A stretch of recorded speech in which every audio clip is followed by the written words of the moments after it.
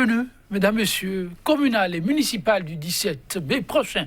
Depuis le 30 mars dernier, fin du suspense pour les formations politiques détentrices du récépissé provisoire. 8 sur la ligne du départ, 5 ont finalement pu décrocher le billet pour l'ultime compétition. Auront en définitive à croiser les fers. BR, UP, FCBE, UDBN et PRD devront par contre reporter à plus tard leurs ambitions électorales. Moelle Bénin, PR et FCDB, exclus de la liste pour insuffisance de pièces à pouvoir. Communal du 17 mai 2020 au Bénin. Une liste restreinte pour un scrutin plus que ouvert. Le débat, mesdames, messieurs, c'est tout de suite et maintenant. Sur ce plateau, en notre compagnie déjà installée, Julien Kandé-Kamsou, pour être engagé, les dramaturges et analystes. Julien Kandé-Kamsou, bonjour. Bonjour, monsieur le journaliste. Et merci de répondre à notre invitation. Merci. En face de vous, pour cet instant, débat, décryptage, Gédéon Vegba. Il n'est plus à présenter journaliste, il est chroniqueur politique. Gédéon Vegba, bonjour. Bonjour, Joël. Et merci de répondre à notre invitation. C'est un plaisir. Vous l'avez tous constaté, oui, depuis le 30 mars dernier, chez les téléspectateurs, elle est connue. La liste définitive des formations politiques devant compétir pour le scrutin du 17 mars dernier ont été retenus. BR, UP, FCBE, UDBN et PRD. En tout, Gédéon Vegba, 5 formations politiques. On peut dire point total de 9 qui avaient ouvertement exprimé le besoin d'y aller.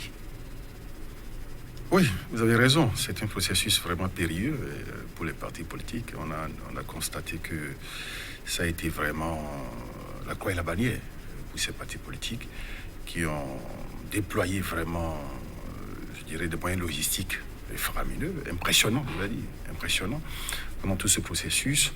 Ça n'a pas été facile et c'est le moment de constater que le code électoral vraiment...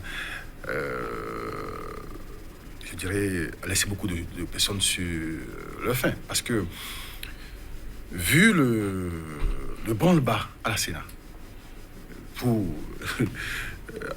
obtenir, je vais dire, ce résultat, on peut dire que vraiment, il y a encore matière à discuter. Parce que le code électoral, vraiment, n'a pas facilité la tâche à ces partis politiques. Et je note que les partis politiques, c'est à l'épreuve de l'expérimentation de ce code qu'ils se rendent compte que vraiment, ce qu'ils avaient eux-mêmes voté est difficile à mettre en application. Ah oui, c'est vraiment beaucoup de leçons à tirer de ce qui s'est passé. On se rappelle, s'éveiller au niveau de la Sénat, cette mobilisation avec ces cantines, et on n'en finit pas. Les délais impartis, on a été obligé de les rallonger pour donner plus de chance à tous. Ceci même au détriment des tests de loi, vous l'avez constaté aussi. Oui. Et ce qui se passe, c'est difficile, puisque aujourd'hui on a compris qu'on ne peut plus respecter même les tests votés, parce qu'on avait donné des délais. C'est la conclusion que vous direz, qu'on ne peut plus respecter les tests votés. On a donné un délai, mais à la longue on n'a pas pu respecter le délai. D'ailleurs on avait demandé à des partis de payer des quittances. Après on a dit, bon, on laisse ça sur le carreau et puis on va aller très plus rapidement. Donc, ils sont conscients du fait que la loi telle qu'elle est taillée n'est pas pour tout le monde, c'est pour un sentiment personnel, l'humeur de quelqu'un qui voudrait que les choses se passent telles quelles, c'est pas pour voter pour tout le monde. Et vous avez compris, les partis ont décidé de ne pas compétir. Et sur les 9 aussi, on a compris ce qui se passe, donc c'est très difficile pour dire ce code tel quel, on ne pourrait pas continuer avec. À mon avis, il faudrait vraiment que dans les jours à venir, on retravaille sur ce code afin que nous n'assistions plus à ce sentiment de découragement qui se trouve au niveau de la jeunesse. Vous voyez sur une liste où il y a des jeunes un peu partout, d'ailleurs, ce qui se fait parce qu'on avait dit, si vous avez des casséroles, après on peut vous sortir. Donc, et pour ne pas avoir des casséroles, les gens ont préféré prendre des jeunes sur des listes.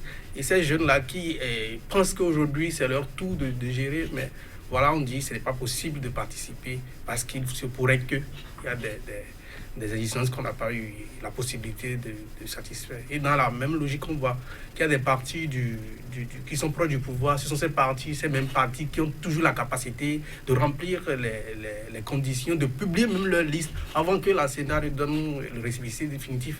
Donc tout cela nous laisse sur notre fin pouvoir. Vous ne pensez pas que c'est vraiment du mérite?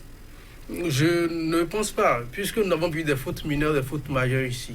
Et quand on prend appui sur le passé, on a constaté aussi qu'il faut attendre le minimum que la Sénat donne les récépissés avant qu'on ne publie la liste pour dire c'est retenu, ce n'est pas retenu. Mais déjà les gens savent, ils sont conscients que la Sénat ne pourra rien faire à leur liste. Ils ont publié leur liste avant tout le monde. Donc tout cela nous donne un sentiment de est-ce que ce n'est pas... Bon, je ne veux pas dire le mot. Ok, merci de garder le mot. Mais ce qui semble faire l'unanimité, c'est qu'il va falloir se rasseoir. Si c'est pour faire revivre cette démocratie, faire porter une fois encore à ce Bénin sa casquette d'antan de laboratoire de la démocratie, il va falloir alors revoir un certain nombre de tests que librement ceux-là ont donné au pays, rien que pour permettre à ce que le paysage politique soit clairsemé. Alors, à l'arrivée, le constat est bien triste pour ces formations, surtout celles qui, au bière Tombi, ont dit cette fois, c'est non. Je veux parler de ces jeunes formations politiques, pour ainsi dire, pas forcément conduites par de jeunes acteurs politiques, Mouel Bénin, Père, FCDB, plus que sûr, de même on les a suivis, coup de tonnerre. Ils vont devoir prendre leur mal en patience. Gédéon Wegba, comment vous l'expliquez? Non, comme je l'avais dit tantôt, c'est la conséquence du nouveau code électoral qui a vraiment corsé les choses. Tout a été corsé pour verrouiller, je vais dire, le passage des partis politiques. Donc, on ne peut que constater la chose et déplorer, parce que dans un pays démocratique, on aurait souhaité que la compétition soit ouverte à tout le monde et que chacun y va et que le peuple décide après. Maintenant, si les lois sont votées, les lois sont en vigueur, on ne peut que les respecter. Et si des gens n'ont pas pu, je dirais, franchir les mailles de cette loi, bon, ils n'ont qu'à... en tout cas, s'en prendre à eux-mêmes ou demander, peut-être plaider pour que ces lois soient toilettées ou revues pour que demain, ça leur donne une chance. Mais il y a un problème dans ce cas présent. Et ces partis qui ont été évoqués tout à l'heure n'ont pas pu participer aux législatives et ne sont pas en mesure d'aller au municipal. J'ai bien peur que leur suivi politique soit en jeu. Vous avez bien peur que leur suivi politique soit en jeu. Oui, il parlait de formation qui, une seconde fois, ces formations, c'est Mouel Bénin, c'est FCDB. Père, à sa première expérience, plus que confiant aussi, on a vu la formation politique discrète, mais très déterminée. Et ce qui a été annoncé, c'est que le travail préalable a été fait pour qu'on n'ait rien à reprocher à ces dossiers. Mais à l'arrivée, je cite la Sénat, à ces formations politiques, on peut noter, pour le dernier filtre là, ce qu'on a observé, des manques de pièces dans plusieurs dossiers de candidature et parfois même une absence de dossier pour certains candidats. Les candidats existent, mais sont sans dossier. Si vous permettez, avant de permettre à mon vis-à-vis de prendre la parole, je pense qu'on pourrait s'y attendre, parce que quand on voit le nombre de dossiers que chaque parti doit fournir, 3630 si je ne me trompe pas, c'est fastidieux. Manuellement de déployer tous ces dossiers, je pense que c'est un exercice de gladiateur qu'il fallait faire. Et maintenant, tous les partis politiques qui étaient en lice pour cette élection ne s'étaient pas forcément préparés à la chose, ou n'avaient pas appréhendé, n'avaient pas appréhendé forcément l'enjeu de la chose ou les exigences de la chose.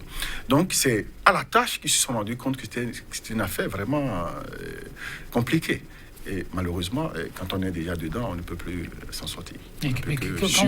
Avant de revenir vers vous demander la parole, quand on est Mouel Bénin, on est FCDB, je ne jette pas la pierre à Père, on peut comprendre que c'est vraiment une toute première fois. Mais les deux qui ont vécu un peu ce stress lors des législatives et qui de justesse se sont vus hors course et qu'on va au communal, ça ne fait pas un peu paradoxal pour vous? Non, le souhait de ces deux partis, c'est d'aller aux élections. Et maintenant, dans la satisfaction des exigences du nouveau code, ils se sont rendus compte, ou du moins, ils n'ont pas pu répondre à toutes les exigences de ce code, malheureusement. Donc, on ne peut que constater la chose et déplorer. Oui, le constat est là, très amer, mais c'est les tests. Oui, moi, je voudrais aller un peu au-delà de ce que tout le monde peut penser. Parce que ce qui se passe, il faut faire un petit rapprochement avec ce qui s'est passé avec le mouvement populaire libéral de libération de la démocratie, MPN de Korogoné. On a constaté qu'il y a de surplus de dossiers. On a rejeté ce parti-là. Maintenant, comment on a su qu'il y a des candidats qui n'ont pas eu de dossier ou que leurs dossiers ne sont pas à jour et on a accepté de donner le premier récépissé? Moi, je pense que c'est un travail méthodique. On ne veut pas soulever tout le monde au même moment. Il faut aller de pas à pas pour pouvoir éliminer des gens. Ce que moi, je pense clairement. Sinon, vous voyez, l'homme de Mouel Jakayadji, c'est un homme un peu indépendant. C'est lui qui a critiqué, même si avec le PR, la transhumance au niveau des partis du président de la République. Mais si on le laissait continuer son jeu, ce bonhomme demain peut dire je vais avoir mon candidat ou bien je vais supporter quelqu'un d'autre. On l'a vu par le passé quand Yaïboni était au pouvoir et aujourd'hui, on le voit, il peut sortir un autre jeu. Donc, il faut... Encore que la circonstance de coronavirus est propice, il ne faut pas sortir plus de 50 personnes, il faut passer à l'acte. Même si l'autre, là, le parti de Toleba, le professeur Toleba, est un parti de mouvance modérée, mais voilà, l'opposition plutôt modérée. Et dans les jours à venir, ce même candidat peut dire, bon, j'ai quelques mains, je peux m'en aller avec qui je veux. Parce qu'aujourd'hui, il y a un constat. Quelqu'un un peu plus sérieux en face du président Talon, en 2021, on sait que ça va faire mal. Et puis, il ne faut pas laisser la main aux gens d'avoir cette liberté de compétir. Sinon, un dossier de 3630 dossiers à déposer à la Sénat. Et des partis, on a fait on a lu sur la toile, et ce qu'on a eu des reproches qu'on a eu à faire à BRUP, mais à la suite, sans l'autorisation en tout cas, ça, c'est la Sénat, c'est sortir. Mais voilà, donc il y a tout ça que nous voyons, le parti de Nathanaël Coty, un jeune mais qui a les moyens, qui se préparait. Et vous savez, la jeunesse, c'est la force de lance aujourd'hui. Ce sont des jeunes qui veulent vraiment que les choses changent parce qu'ils ont été déçus par l'arrivée du pouvoir en place. Donc on dit, si on laissait messieurs là, par la suite, ils peuvent faire mal. Parce qu'il y a le problème de FCBE que nous constatons, nous voyons aujourd'hui. FCBE n'est plus FCBE de Yaïboni. On reviendra sur la formation. Je pense qu'on ne va pas rentrer dans les susceptibilités, on ne va pas faire des débats de clocher. On va se cantonner sur les faits. En réalité, moi je pense que la base du problème aujourd'hui, c'est le code électoral. C'est pas deux choses. C'est le code électoral qui a fait qu'on a assisté à ce résultat que nous déplorons tous. Maintenant, est-ce que à l'étape actuelle, on peut revoir ce code? C'est plus possible. Il faut, après les élections, y penser et voir qu'est-ce qui peut être fait pour permettre... L'élection, c'est une compétition. Et c'est au peuple de décider de qui il veut et de qui il ne veut pas. Moi, je pense qu'il faut laisser les gens aller compétir. Oui. Quand l'aîné dit, et le problème aujourd'hui, c'est le code électoral, il ne faudrait pas aller dans les spéculations. Je dis que ce n'est pas toujours vrai, parce que le code électoral a été voté par quelle assemblée? L'assemblée des 83 députés qui sont proches du pouvoir en place. Le pouvoir en place peut proposer... Bien avant. Le code électoral que nous utilisons aujourd'hui, ce n'est pas le code électoral des députés de la vous semblez signaler qu'après le dialogue politique, il y a eu quelques toilettages, oui. C'est à cela que vous faites allusion, ok. Oui, donc ça veut dire que d'une manière ou d'une autre, et on dit, si on laisse le peuple choisir, ça peut faire mal. On a vu 27% selon leurs chiffres. Donc si on laisse le peuple choisir, ça peut faire mal. Qu'est-ce qu'il faut faire pour pouvoir contenir, pour que le peuple ne puisse pas, quand il dit, le peuple n'arrive pas à choisir ses dirigeants? On a vu le président de la République lui-même dit, ce qui permet à un président de se faire élire, ce n'est pas son mandat. Mais c'est comment il tient les partis politiques, les commerçants, tout le monde. Avant les élections. Donc, c'est comme un projet de société, il est en train de dérouler et il sait qu'il arrivera à la fin. Donc, il faut chercher le contour, qu'est-ce qu'il faut faire. Pour Julien, il faut voir au-delà des tests. Au-delà des tests. Les blocages que créent les tests, il y a autre chose qui peut se jouer. Mais la Sénat, pour autant, ça reste une institution avec un engagement éthique et moral. Et voyez-vous des gens en train d'aller sur des pistes que vous évoquez là? Oui, l'Arsénat elle est une institution autonome, selon la définition, mais nous connaissons notre pays. Le chef a dit, il faut avoir tout le monde à sa solde. C'est très simple, il n'y a plus... Vous pensez qu'on ne peut plus oublier cette expression-là? Les choses ont évolué depuis. Non, ça n'a pas évolué. Nous sommes toujours en train de faire le même jeu, en train de tourner en rond, en train de voir comment il faut faire pour pouvoir dissuader les gens. Hier, c'était brutal. Qu'est-ce qu'il faut faire? Maintenant, il faut dissuader un peu l'atmosphère. Il faut créer des conditions pour que les gens ne puissent pas se révolter. Et voilà, nous avons encore peut-être une malchance où les gens ne pourront pas sortir librement aujourd'hui. Donc, il y a tout ceci qui amène le président à rester dans ses bottes et de jouer droit sur la ligne. Et il y arrivera peut-être. En tout cas, c'est l'heure des réflexions. Chacun y va, mais ce qui est unanime, et beaucoup le disent, c'était il faudra le revoir le plus tôt possible. Alors Weber, aujourd'hui, sont en compétition, c'est information politique. Et si on s'en tient aux faits, les pensées, les analyses sont aussi libres, les commentaires, on y reviendra, pourquoi pas. Si on s'en tient aux faits, on pourra dire qu'on a de ces informations 4 qui accompagnent le pouvoir et qui le clament, et une formation de l'opposition. Comment vous voyez la suite du parcours? Une formation de l'opposition, c'est FCBE. Ah oui. Mais c'est bizarre là. Bon. Donc c'est une incantation. Non, mais c'est terrible. Non. Que je dis ça, vous dites. Ah bon, ok, allez-y.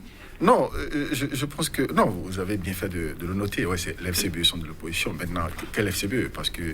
Il y a encore quel FCBE?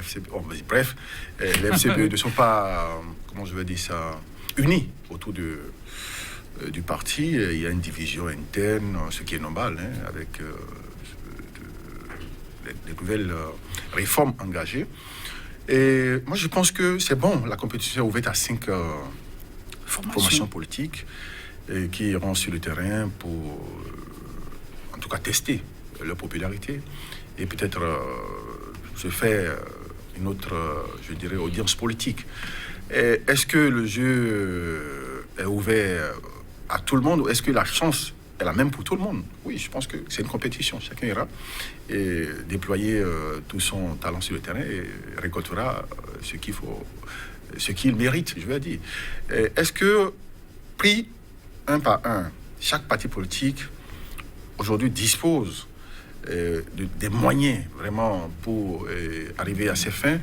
J'ai bien peur que d'autres soient plus défavorisés que d'autres. Et c'est ce qui est normal, parce que quand vous n'avez pas été en mesure de compétir pour les législatives et que c'est maintenant que vous avez la chance d'aller au municipal, il y a aussi question de moyens.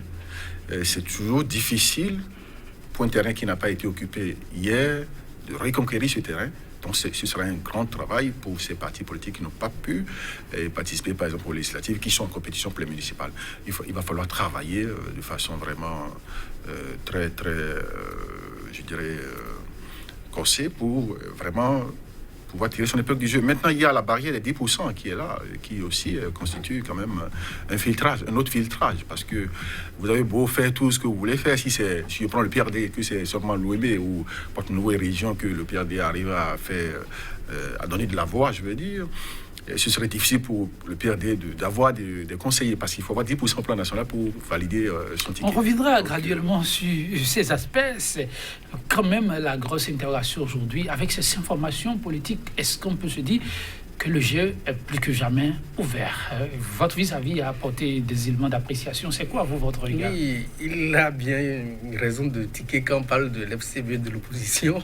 Ah bon, la raison de tiquer? Oui, je suis dans la même posture que lui, puisque nous avions vu les FCBE ici sortir un communiqué pour dire nous ne sommes pas avec la résistance, que nous nous désengageons de toute lutte de paraco.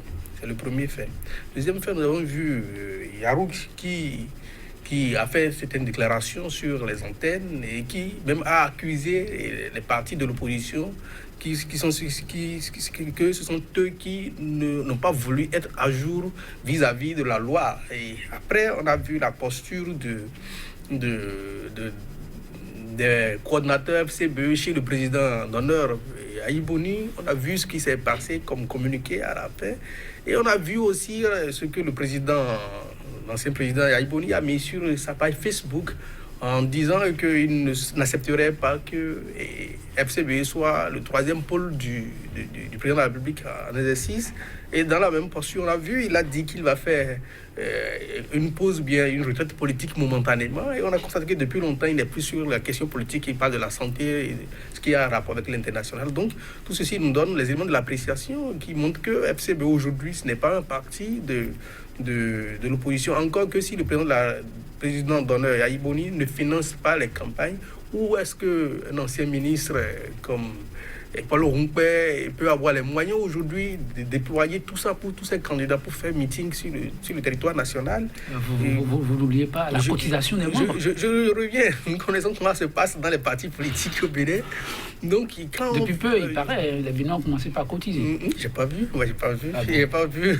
Quand on continue l'analyse, on constate aussi que où est-ce qu'ils trouvent les moyens pour pouvoir tenir tête au président d'honneur et tous ceux qui sont la Tchadé, tous ceux qui ne sont pas d'accord, les 42 membres qui ont signé une liste pour dire nous ne sommes pas d'accord, il faut inverser les listes au niveau de la coordination et lui notre communiqué pour dire c'est directement à ça, mais après les gens n'ont pas vu même la liste avant la déclaration. J'ai eu à joindre des gens au téléphone dont je tais le nom ici qui ont dit on n'a pas encore eu la liste, donc on attend la déclaration de candidature au niveau de la CEDA pour voir vraiment ceux qui sont sur la liste. Donc quand on met ces éléments ensemble, on sait déjà directement que FCBE aujourd'hui n'est plus un parti de l'opposition. Encore que le dialogue politique, c'était ici devant vous le jour où on a dit ils ont sauvé la République et ils continuent de sauver la République pour celui qui est là. Ce n'est pas pour nous tous, mais pour pouvoir...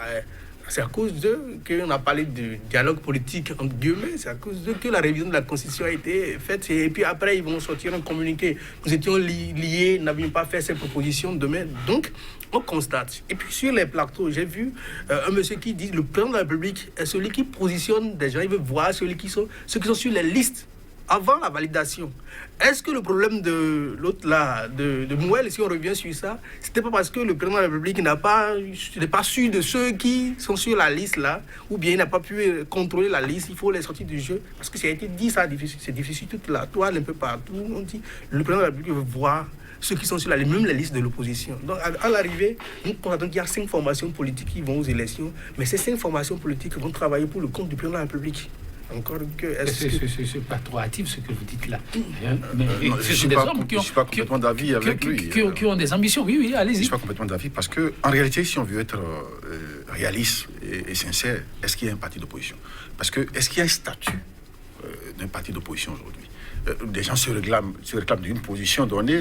Je parle des FCDB, par exemple, qui dit opposition modérée, bref. Si on veut rentrer dans les faits, vraiment, et avec des documents palpables, moi, à mon avis, il n'y a pas de parti d'opposition. Il y a des partis qui sont en liste pour les élections. Mais quelqu'un ne veut pas se lever et dire que moi, je suis de l'opposition. L'opposition, ça ne se décrète pas. Est-ce nihilo? Il faut avoir fait quelque chose, il faut avoir, par exemple, des députés à l'Assemblée nationale qui sont dans un camp donné ou avoir quand même une position sur l'échiquier politique. Mais quand on prend les FCBE aujourd'hui, depuis le départ du président Boni, après les soubresauts internes et autres, la division, qui est intervenue, on ne peut pas dire aujourd'hui que les FCBE sont vraiment de l'opposition, même si, bon... Ça se présente comme ça. Mais ils ne l'entendent pas de cette oreille, le clament. Non, l'opposition, c'est quoi? Sur toutes les questions d'intérêt national, quelle a été la position des FCBE sur ça? On ne les a pas vus. Ils ne se sont jamais prononcés sur quoi que ce soit. Mais on n'est pas opposant pour applaudir tout, ou du moins pour critiquer tout. Vous devez dire, nous, voilà ce que nous apportons comme pièce de rechange. Nous ne sommes pas d'accord pour le projet, tel projet, parce que nous estimons qu'on peut faire ça comme ça. On n'a pas ça. Donc, tout le reste, c'est dit, c'est du bavardage. On dit, je suis de l'opposition, je suis de la mouvance. Bon, bref, moi, c'est ma lecture de la chose. Je ne pense pas qu'aujourd'hui, qu'un parti vraiment digne du nom soit de l'opposition. Non. Alors, quand on les met sur la ligne du départ pour cette compétition, parlant d'abord de l'occupation du territoire par chacune des formations, si vous devez apprécier graduellement, on commence par BR, UP, et ensuite PRD, UDBN, et enfin, la dernière formation politique, FCBE, quelle lecture vous en faites? Non, les deux partis que vous avez cités en première position, BR, UP, Union progressiste et Bloc républicain, ont eu la chance d'avoir participé à une élection et je dirais presque une hégémonie, sur l'échiquier politique actuellement, parce que ayant participé à une élection, ayant compétit, et ayant un ancrage au sein de la population. Donc, il revient maintenant aux autres partis qui ont la grâce, je veux dire, ou la chance de participer au municipal, de pouvoir aussi se frayer un chemin pour... Parce que les FCBE, quand on parle des FCBE, moi j'ai bien l'impression que les FCBE, ce parti est mort depuis le départ du président. Ah bon? Il n'y a rien à dire. Dès que le président est parti, que le parti est mort. Et comme ça a été le cas on voit hier... on voit deux grandes figures au sein de cette formation toujours aujourd'hui. Lesquelles? Vraiment, Paul Rompet, Théophile Yarou, c'est quand même des Vous personnalités. m'excusez, je ne vais pas rentrer dans les questions de personnes, mais je ne pense pas que ces deux figures que vous citez soient des figures représentatives au plan national. Non, pas du tout. Ça, toute modestie gardée. Ce n'est pas des gens qui ont une audience au plan national. C'est des gens qui ont eu à bénéficier de la faveur ou de la largesse du président Boni Aïe et qui se sont hissés de façon rapide sur l'échiquier politique. Sinon, ce n'est pas des politiciens de carrière qui ont vraiment prouvé quelque chose au Bénin. Et moi, je dis que les FCBE aujourd'hui sont en train de, je dirais, faire leur dernier soubresaut sur le plan politique, parce que ce parti est appelé à disparaître avec ce que je vois, avec les dissensions internes. Non, c'est une évidence. Malgré leur récépissé, tout ça, on n'a pas l'impression que ce parti arrivera à se consolider, s'ancrager, ou trouver un ancrage, je veux dire, au sein sur l'escarcelle politique. Alors là, je reviendrai sur ce développement que vous faites. Oui, on prend les informations sur la ligne de départ. Comment le voyez-vous évoluer? Comme mon vis-à-vis l'a déjà dit, il y a deux partis politiques qui sont favorisés, UP et BR, parce qu'ils ont eu à participer aux élections, ils ont des maires, ils ont des députés. Est-ce que c'est bon de dire favorisés ou bien qui ont un peu plus d'avance sur les autres? Bon, non, les conditions dans lesquelles nous avions eu ces deux blocs pour participer aux élections, pour avoir l'Assemblée, là, nous ne pourrons pas trouver autre expression qu'ils ont eu la faveur, ce n'est pas de mérite.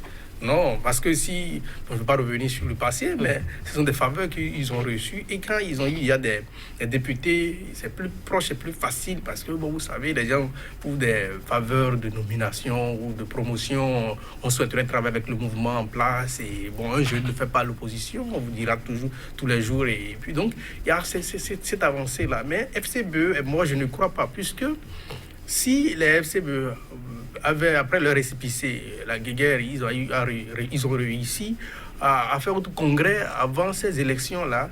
Je pense que... Et puis, ils ont eu des membres, des gens forts, parce que quand il a parlé de la représentativité, on l'a vu à l'Assemblée, entre guillemets, quand il faisait son discours. Donc, si ceux-là ne sont pas devant, et puis on trouvait des gens représentatifs, ou bien le président d'honneur lui-même joue le rôle là, de face à face, là, ça pourrait donner... Vous êtes dans si, là. Si, hein, oui, la mise en bouteille. Je vais venir sur la conclusion. On parle des faits, ok. Oui, là, on pourrait s'attendre à quelque chose de grand, mais... Le lendemain des élections, parce qu'il a été promis qu'à la sortie des élections du 17 mai prochain, il y aura un congrès pour constituer le parti. Est-ce qu'en faisant cela, ils vont réussir à situer les responsabilités et à canaliser les gens pour que ceux qui méritent, ceux qui ont d'audience à l'échelle nationale, ceux-là pourront représenter le parti et donner encore des points de vue. Parce qu'un parti de l'opposition, de la mouvance, c'est votre... point de vue, l'opinion sur l'actualité. Si des gens sont capables à dénoncer, des gens sont capables à proposer des pistes de solutions, là, on pourrait considérer que FCBE existe. Mais dans la condition où, bon, après les élections, voilà, on refuse de changer la tête, ça va continuer toujours à tomber progressivement. Donc tout dépend aujourd'hui des teneurs de la formation, si on comprend bien. Oui. Alors, je reviens à ma question par rapport aux chances des uns et des autres. Oui, il y a des partis qui sont creux aujourd'hui. Quand on parle de IDB, oui, IDBN qui est sur la liste, à Godomé et à Zé. Donc, dans l'Atlantique ici, c'est fini. Quand vous parlez de IDBN de Savalou, chez moi, personne. Les gens, je vous dis, je fais une confession. Je ne connais pas le candidat de IDBN dans mon arrondissement. Moi, je suis de Savalou-la-Rotan. Je ne connais pas le candidat. Attendez la campagne, vous verrez. Ce que nous avons appris, ce qui se fait maintenant, c'est du porte-à-porte, sans beaucoup de bruit. Ça travaille ça et là. Même ceux qui ont été éjectés. Donc, ce n'est pas encore perdu.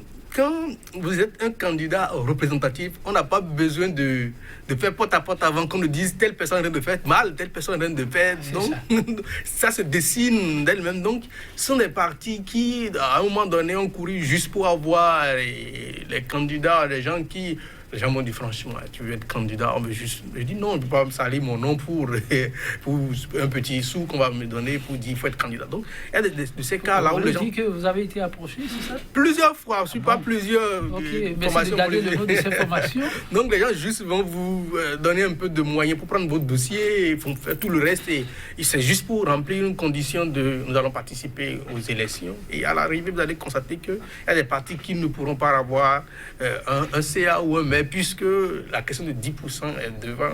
Mais bon, on permet à ces partis au moins de se faire voir sur les affiches, de continuer à garder un peu l'image. Ces partis courent pour ça. PRD aujourd'hui, à part Rogon, Porte-Nouveau, je ne sais pas où on connaît encore PRD, encore que... Ah non. Je vous dis là... Non, l'histoire est là, on ne peut pas dire ça du PRD. Le PRD a perdu des plumes, c'est vrai. Nous parlons de la mort de FCB derrière le départ de Haïboni. Oui. Donc, quand nous parlons de PRD aujourd'hui, avec le départ de tout le monde dans BRUP et FCB après, qu'est-ce qui reste à PRD si ce n'est pas le président Adrien Mbedji? Encore qu'il a dit à tout le temps que moi, je ne ferai pas plus de l'opposition, je ferai de la mouvance. Et on a fait quelques pavés, 200 mètres, 300 mètres dans sa zone. Et puis, les gens disent, bon, pourquoi continuer de soutenir la personne si la personne qui a donné à manger est là, ou bien la personne ne pourra plus être candidat aux élections présidentielles pour décrocher un poste. Donc, PRD, à l'arrivée, vous allez constater que bon, ils n'auront pas de représentants, ni de CA, ni de maître. Donc, à mon analyse, je constate qu'il y aura 3 formations politiques qui, à l'arrivée, vont finir par sortir de la compétition. Il y a les 2 partis du président de la République et le parti de Rumpe. Puisque nous avons besoin d'une communication à l'international, n'oubliez pas, avant d'aller aux États-Unis pour chercher les fonds, on a dit qu'il faut que la démocratie soit ancrée dans notre pays avant qu'on nous aide. Alors, on a même, je vous fais une confession, des gens de FCBE m'ont dit, Julien, est-ce que tu seras candidat? J'ai dit, mais avec ce que je vois, ce n'est pas sérieux. Ils m'ont dit, le président de la République lui-même veut que nous participions aux élections. Donc, si nous revenons sur la question des dossiers incomplets, on veut que cette information participe au su de tout le monde pour qu'on puisse dire oui. Il y a des gens qui ont participé, qui sont des formations de l'opposition, qui sont déclarés de l'opposition. Même s'il y a des guerres entre eux, bon, c'est à l'interne, nous ne sommes pas mêlés de proches ni de loin à ça. Donc, cela voudrait dire qu'il y a des partis de l'opposition qui ont payé. Donc, pour faire quelqu'un qui a nommé 83 députés, 77, mais c'est plus petit, c'est lui qui a fait le plus, peu le moins on dit. Donc, mais pour dissuader, on pourrait leur donner les 10% et leur muter 2 ou 3 maires, au risque de ne pas les permettre, parce que on disait dans les anciennes vidéos, quand il y avait la guerre de l'ancien président de l'Assemblée, Maturé Kofi Nago, où celui qui a trahi trahira. Peut-être que si on laissait ces messieurs-là continuer à avoir les 10% jusqu'à 15-16, mais ils pourront dire, bon, nous on prend notre candidat parce qu'on peut avoir un président et être ministre de l'État parce qu'on a fait le président de la République en marche. Donc on leur permettra, puisque tout se joue. La Sénat peut dire il y a telle chose et la Cour constitutionnelle et la Cour de Djogbe, nous connaissons cette Cour-là, cette Cour qui nous a permis de nous enfoncer davantage dans le gouffre. Bon, c'est votre point de vue. Bon, moi, on a dit beaucoup de choses. Je ne sais pas si mon vis-à-vis est dans le secret des dieux, mais apparemment il est au courant de beaucoup de choses que moi j'ignore pour le moment. Non, soyons sincères, je pense que si on veut être réaliste et sans entrer dans les préjugés, je pense que les 3 partis que sont FCBE, PRD, UDBN, qui s'ajoutent aux 2 partis qui ont eu la chance d'aller aux législatives aujourd'hui, n'ont pas de grande chance. Il faut être sincère. Il y a pas de grande chance, vous dites non, ça quand je dis, n'ont pas de grande chance sur le terrain. Parce que quoi? Et le PRD, on connaît l'ancrage, le fief politique du PRD. Ce n'est pas une nouveauté. On ne va pas dire que le PRD aujourd'hui aura une audience ou un fief à Neki. Ce n'est pas possible. Malgré le travail qui a commencé, vous avez suivi la délégation. Le PRD ne peut pas avoir de fief à Neki, ni à Parakou, ni à, je sais pas où, à Savalou. Non, c'est pas, ça ne se décrète pas. Avec la nouveau test. Non, ça ne se décrète pas. Et le travail qui se fait? Un travail se fait. Moi, je parle du réalisme. Moi, je ne veux pas rentrer dans les préjugés, ni des suspicions et autres. Si on veut être réaliste aujourd'hui, le PRD, le fief du PRD est connu, c'est Louémé. Ça, tout le monde sait. On peut dire Misrete, Porto Novo, bon, dans une certaine mesure, Tangbo, Adjong, Ifanyi, ça s'arrête là. Est-ce que le PRD aujourd'hui a la possibilité d'aller, par exemple, à Abomey, de faire un score honorable à Abomey? Non, c'est pas possible, soyons sincères, dans le contexte actuel. Si je prends l'UDBN, comme il a dit, l'UDBN c'est juste le sud ici, c'est juste à la date, dans une certaine mesure, et puis Abomey-Calavi, c'est tout, ça s'arrête là. Peut-être que ces partis pourront, au pied levé, avoir quelques conseillers à l'intérieur du pays, c'est possible, mais la barrière des 10%, c'est là. Et moi, j'ai bien peur que c'est... Mais quand vous les suivez, vous les avez suivis, je sais que vous les avez suivis, les leaders ont même dit que si on leur demandait d'aller au-delà des 10%, même 15%, qu'ils peuvent les réunir. Mais ils ont l'occasion de le prouver maintenant, parce que nous irons aux élections, on verra qui a la capacité. Mais pour vous, c'est rêvé. Non, moi, je suis les faits. Moi, je tiens compte des faits, des réalités que je vois. Je dis, ce serait difficile. C'est vrai que impossible n'est pas béninois, mais ce serait difficile pour ces trois partis d'obtenir les 10% exigés par le code. Les questions de 10%, vous avez parlé en général là, mais je vais être spécifique sur les questions de 10%. Je ne veux pas parler de miracle, mais je reste dans le réalisme aussi. Et je rapporte les propos des leaders de ces différentes formations politiques que vous avez suivies. C'est perdu vraiment d'avance? Oui, 10%, c'est pas question de 10 électeurs, hein. C'est sur le plan national.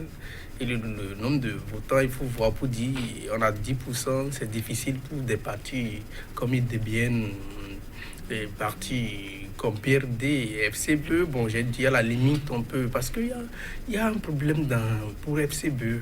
Il y a des gens qui sont friands du parti du chef de l'État. Ils ont vu plusieurs fois le logo de FCBE, donc ceux-là, d'une manière ou d'une autre, ils ne savent pas s'il y a une communication. Donc, on n'est pas d'accord avec UP ni BR, il faut voter FCBE. Donc, c'est le parti du docteur. Parce que c'est quand on a été à l'école qu'on peut savoir que FC Aïboni a écrit sur son mur. Et ce n'est pas dit en langue maternelle, et les gens sauront ça. Donc, et voilà, les gens vont dire c'est parti de Aïboni, nous irons voter parce qu'il est contre les talons. Là, on va voter, mais à l'arrivée, on peut, avec ces votes-là, qui, pour penchant juste ceux qui ne savent pas ce qui se fait réellement, ceux-là pourront aider les FCBE à avoir les 10% et de décrocher des sièges. Mais voilà, les autres partis qui n'ont pas cette chance-là d'avoir des leaders jusqu'à telles enseignes ne pourront pas continuer ne pourront pas avoir les 10%. Moi, je crains quelque chose à l'issue des élections. Quoi? Je souhaiterais que la communication soit réaliste et qu'on descende pour pouvoir conscientiser les populations. Parce qu'il y a des zones, des milieux, par exemple, aussi il bien à Godomé, à un CA, et voilà, des questions de 10% empêchent ce monsieur de devenir le représentant de l'arrondissement. Or, c'est UP. Le CA, c'est pas élection, donc c'est un conseiller. C'est conseiller plutôt, et voilà. Et celui qui est élu de pouvoir siéger, or celui qui est en troisième position sur la liste, peut-être c'est... Mais pour ça, on a demandé aux formations politiques depuis d'aller en campagne et d'informer les leurs que les choses ont changé. Les gens ont eu beaucoup de temps pour le faire. Un parti politique ne dira pas si je ne suis pas élu, il ne faut pas chercher celui qui est là. On est en train de militer pour avoir donc cette communication viendra peut-être après les élections. On ne pourra pas dire à ces militants que si nous échouons, il ne faut pas renvoyer ceux qui vont aussi sur nous là. Et nous savons des gens qui naïvement ou consciemment vont dépenser beaucoup de moyens parce qu'ils savent qu'ils sont des gens qui les soutiennent là et ils ne tiendront pas compte de ce qui se passera sur le plan national et à l'arrivée vont constater que nous ne sommes pas nous sommes élus mais nous ne pourrons pas représenter. Vous savez, quand on fait des comptes aujourd'hui au Bénin ou bien dans notre culture, on commence par crier, sauter de joie dans les rues avec les logos, la gaillée, et à l'arrivée on voit que ce n'est pas celui qui a été élu qui va siéger. Donc il y a ces problèmes là qui vont se poser un peu partout sur le plan national. Il faut anticiper. Vraiment, si c'est pour anticiper, est-ce qu'on va donner 10% à tout le monde? C'est pas possible. Donc, la question reste. Ça ne se donne pas, s'il vous plaît. Ça se joue. C'est une équation difficile, ça c'est vrai. Je suis d'accord avec lui. C'est une équation difficile parce que tel que le code est conçu et présenté, il faut encore les tests. Il faut peut-être après les élections voir dans quelle mesure revoir ce code pour permettre à tout le monde de pouvoir trouver son compte. C'est vrai qu'on a le souci d'assainir le paysage politique parce que vraiment hier, on pouvait déplorer ça. Il y avait une pagaille totale. Chacun pouvait se lever, créer son parti dans sa propre maison, dans sa voiture et autres. Maintenant, aujourd'hui, nous assistons quand même à une réforme qui essaye de favoriser ou de créer de grands partis, de grands ensembles politiques qui puissent s'exprimer sur le plan national. C'est une chose à saluer parce que les grandes puissances nous ont démontré cet exemple. Il faut qu'on aille à cette école. Mais il ne faut pas aussi le faire parce qu'il faut toujours tenir compte de son contexte. Ça, je le répète toujours. On ne veut pas faire comme les États-Unis, la France et autres parce qu'ils ont leur réalité, nous avons nos réalités. Mais le souci d'assainissement, moi, c'est partagé. Tout le monde est d'accord qu'il faut assainir le paysage parce que c'était une pagaille. Aujourd'hui, nous sommes à l'expérience de la chose. Nous sommes en train de constater qu'il y a des faiblesses et qu'il faille corriger. Et je pense qu'avec le temps, les gens verront dans quelle mesure corriger ces faiblesses. Parce que je ne sais pas à quoi ça sert de dire, bon, il faut éliminer Paul, il faut éliminer Jacques, et moi seul dirais, moi je sais pas. Quand on parle de jeu, la compétition même, c'est la meilleure des choses de la vie. Quand il n'y a pas de compétition, il ne peut pas avoir de progrès. Donc la compétition doit être ouverte et que chacun s'exprime, que chacun aille au front pour qu'on puisse savoir de quelle capacité chacun est doté. Dispose, voilà. Oui, quand mon aîné, mon vis-à-vis parle il faut aller à l'école des grands. On a vu dans ce pays les grands faire le confinement. On a donné des moyens, mais on a dit nous n'avons pas ces moyens-là. Donc, quand je dis ça en fond. C'est pour ça que je parle de contexte. Il faut tenir compte de ça.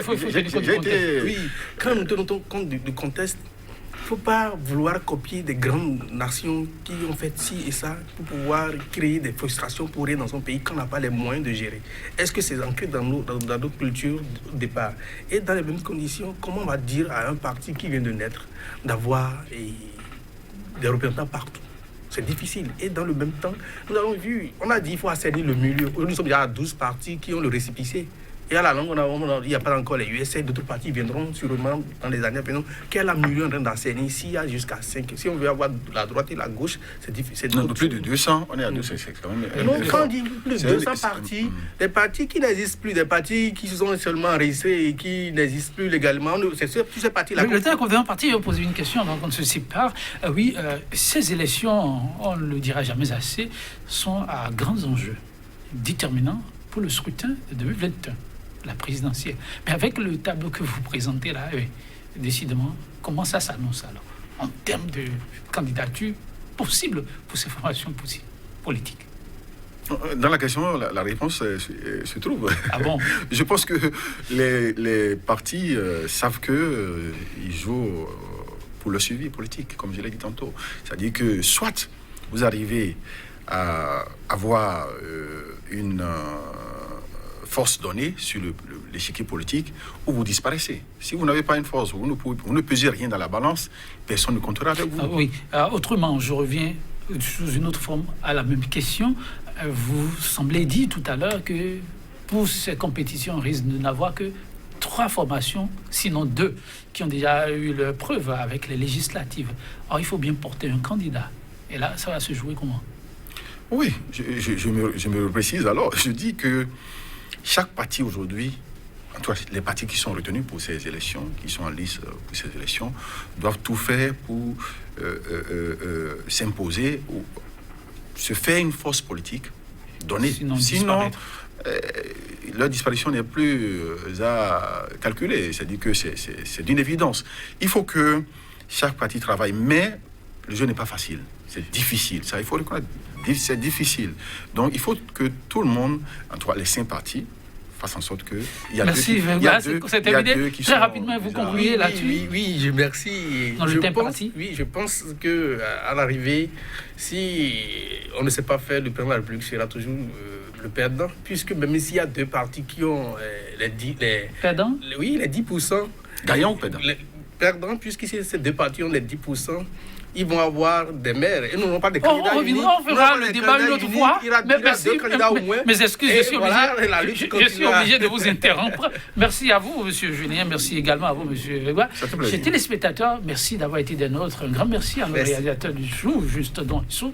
Cette émission, nous l'arrêtons là, sur cette citation de l'artiste, écrivain, philosophe britannique Bertrand Russell. Je le cite. L'ennui, dans ce monde, dit-il, c'est que malheureusement, les idiots sont sûrs d'eux et les gens sensés, pleins de doutes. Ainsi va la vie. Prenez soin de vous et à très bientôt.